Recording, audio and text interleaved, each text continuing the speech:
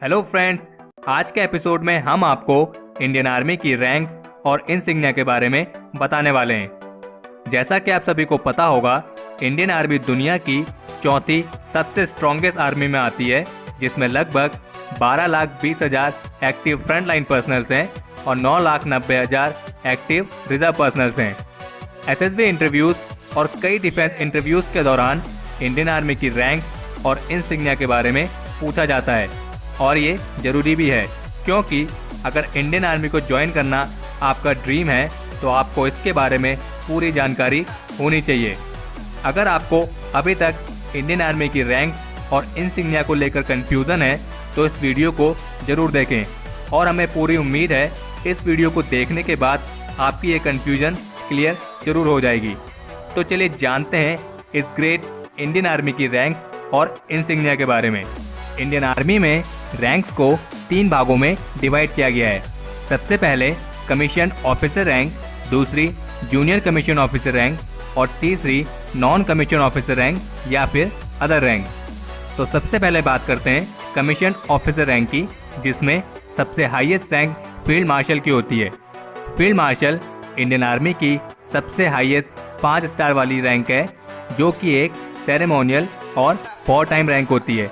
हालांकि field marshal rank को army के रेगुलर स्ट्रक्चर में प्रयोग नहीं किया गया है। फील्ड मार्शल रैंक आर्मी में सर्वोच्च पद होता है, और इंडियन आर्मी में आज तक सिर्फ 2 ही फील्ड मार्शल रहे हैं, फील्ड मार्शल सैम मानेकशॉ और फील्ड मार्शल के.एम. करियप्पा। इस रैंक की पहचान क्रॉस बैटन पर राष्ट्रीय चिन्ह और खिलते कमल की माला में तलवार है।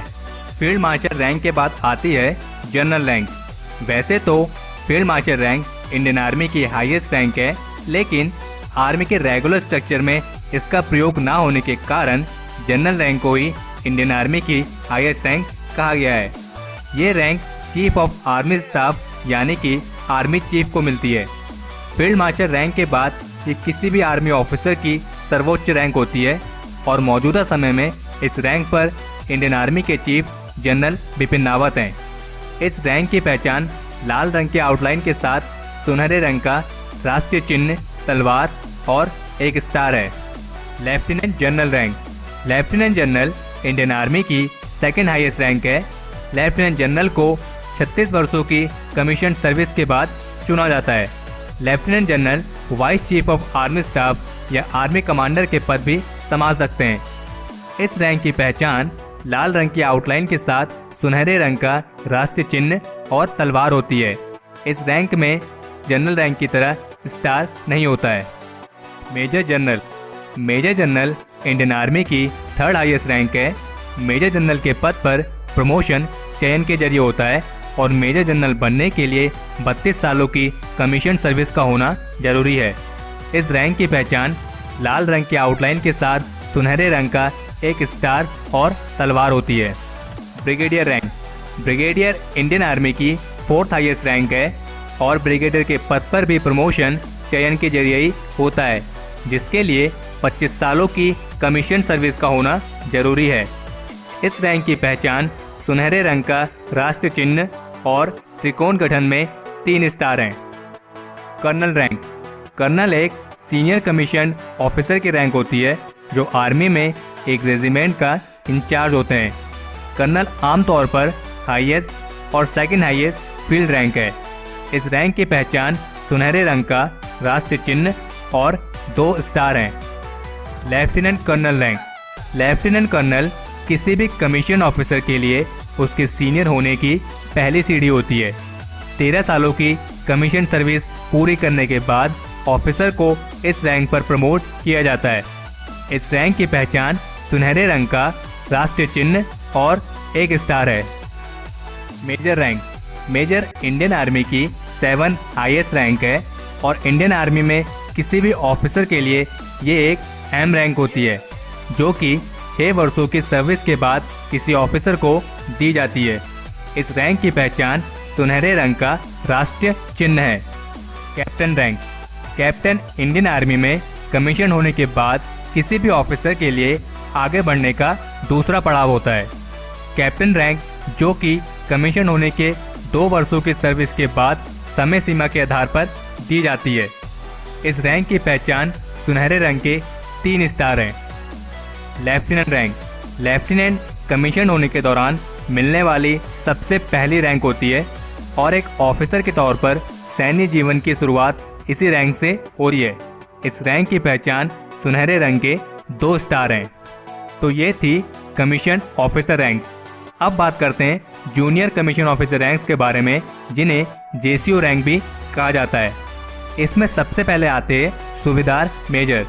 सूबेदार major junior commission officer rank में सबसे हाईएस्ट रैंक होती है और आप इसको जेसीओ रैंक की आखिरी सीढ़ी भी कह सकते हैं, क्योंकि 34 वर्षों की सर्विस के बाद सूबेदार मेजर रिटायर हो जाते हैं। इस रैंक की पहचान सुनहरे रंग के राष्ट्रीय चिन्ह के साथ लाल और पीले कलर की पट्टी होती है। सूबेदार रैंक, सूबेदार भी एक जूनियर कमीशन ऑफिसर होता है और हर बटालियन में कई सूबेदार होते हैं। 30 वर्षों की सर्विस के बाद जेसीओ के पद पर सूबेदार की रैंक संभालने वाला सैनिक रिटायर हो जाता है। इस रैंक की पहचान सुनहरे रंग के 2 स्टार के साथ लाल और पीले कलर की एक पट्टी होती है। नायक सूबेदार, नायक सूबेदार जेसीओ रैंक की पहली सीढ़ी होती है। इस रैंक की पहचान सुनहरे रंग के 1 स्टार के साथ लाल और पीले कलर की एक पट्टी होती है। तो ये थी जूनियर कमीशन ऑफिसर रैंक्स। अब बात करते हैं नॉन कमीशन ऑफिसर रैंक्स के बारे में। नॉन कमीशन ऑफिसर रैंक्स में हवलदार, नायक और लेस नायक आते हैं। हवलदार रैंक की पहचान लाल और पीले कलर की 3 पट्टी होती है। नायक रैंक की पहचान लाल और पीले कलर की 2 पट्टी होती है और लेस नायक की पहचान लाल और पीले कलर की 1 पट्टी होती है। सिपाही या जवान का कोई स्पेशल इंसिग्निया नहीं होता है। सिपाही का बैज प्लेन होता है और इसमें कोई भी पट्टी नहीं होती है। सिपाही की पहचान उसके कोर्स से होती है जिसमें वो सेवा दे रहे होते हैं। तो ये थी इंडियन आर्मी की रैंक्स और इंसिग्निया। एक बात हमेशा याद रखें, एक फौजी की रैंक कभी भी रिटायर नहीं होती। ये तो एक ऑफिसर होता है जो रिटायर होता है। हमें उम्मीद है आपको ये वीडियो पसंद आई होगी। अगर आपने इस वीडियो को लाइक और शेयर नहीं किया है तो इसे लाइक और शेयर करें और चैनल को सब्सक्राइब करना ना भूलें, क्योंकि हम रोज़ाना आपके लिए ऐसी वीडियोस लाते